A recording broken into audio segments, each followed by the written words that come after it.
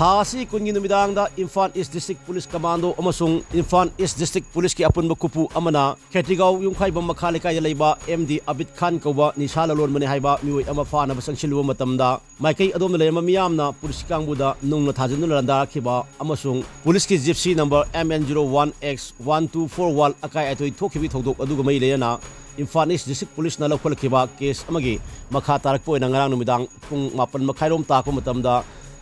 Khetigaw yung phaibam makhalikai thibu humagi thabak chathakre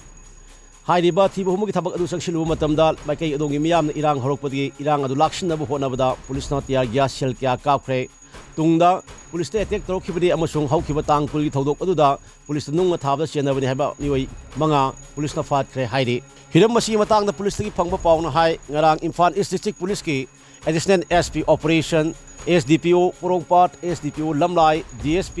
Police Commando amasung police ki apunba kangbu amana Khetigaw yung khaiba makhalikai sangsinke matam aduda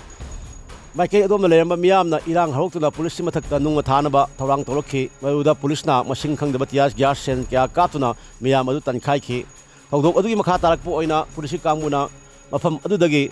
haukiba tangkunda police ta attack tawadu chena khibni haiba mioi manga Phagatkhre faraba sing aduna Khetigaw yung khaiba makhalikai dagi MD Muhammad Helaluddin Khan sahi nifugumari MD Wasim sahi kun apokpa MD Yusuf MD Sajid Khan sahi kuntra manga apokpa MD Bijan MD Rafi sahi kuntra gamari apokpa MD Rahaman amadi Abdul Hussein apokpa Abu Kawi hairi makhoi sing adu mathakta Porongpat police na FIR amasu lokhotkre hairi lokhotkra FIR adugi number na 10/1/2023 Porongpat PS under section 147/148/149/353/427 IPC ni hairi